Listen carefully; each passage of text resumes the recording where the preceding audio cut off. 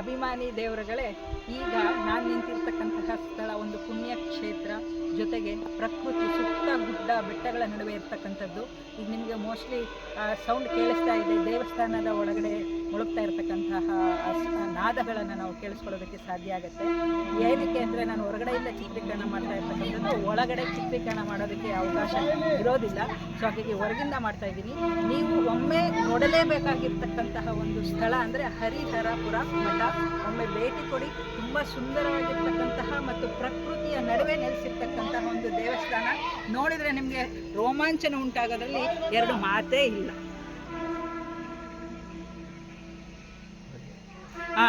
ಜೊತೆಗೆ ಇಲ್ಲಿ ನಿಮಗೆ ದೇವಸ್ಥಾನದ ಸುತ್ತಲೂ ಸಹ ತುಂಗಾ ನದಿ ಹರಿಯುತ್ತೆ.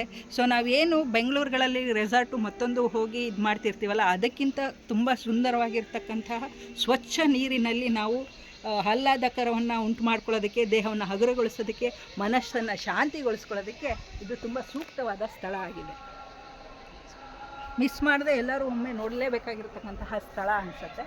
ಒಮ್ಮೆ ಭೇಟಿ ಮಾಡಿ ನಿಮ್ಮ ಅನುಭವವನ್ನು ನಿಮ್ಮ ಸ್ನೇಹಿತರಿಗೆ ಹಂಚ್ಕೊಳ್ಳಿ.